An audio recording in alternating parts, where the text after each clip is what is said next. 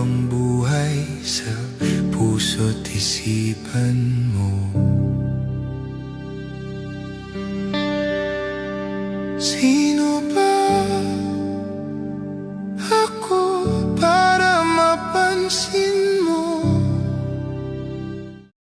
Para Naman, tingnan mo, may patarpalim si tatay. Wow, ang lawak sa loob. Dito. Ganda. Namiss kita, tatay. May asawa ka na? Wala pa?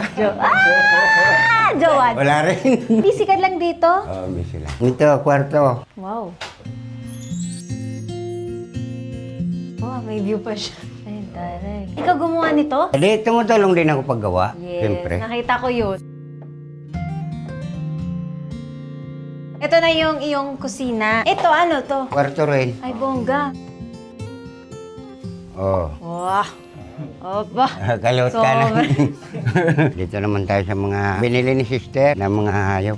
Yan yung maliit, no? Oo, yan na yan. Hala, ang laki na nila. Dati binubuhat ko lang. Ano ba yun? Babae, lalaki? Pares babae. Eh, paano dadami yun? Ipapa-inject.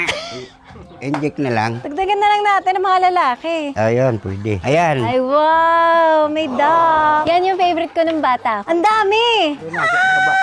Nakaka-proud naman si tatay. Ang galing, oh. Nabuo na niya yung kanyang mga hayop, may tanim. Ito, mga manok. Hiwalay din. Araw-araw ka nagpapakain sa kanila. Oo. Ikaw na Oo, nag-aasikaso ako na. lahat. Ang ganda, oh. Tapos yung kulungan ng kambing doon sa dulo. May kambing ka pa? Meron, tatlo. Meron pa yung baka, di ba? Nandun, inano ko sa damo. Ay, ang cute. Hala, nakita na niya yung nanay niya. Ang cute. Nung bata ako, ito yung favorite animal ko, duck. Tatay lang!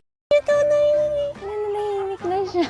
Nainggit tayo yung mga kamag-anak niya. Hindi, dito na. Ibabalik ko na dito. Nahanap na yung mga kapatid nila. Ang dami. Parang ikaw, tay. Nung Oo. inanap mo yung kapatid mo. Oo nga. Ano po kung makita natin yung mga kapatid niyo po? Hindi mo makikita yun. Bakit po? Malayo. Namimiss mo po sila? Oo. Mayagap po.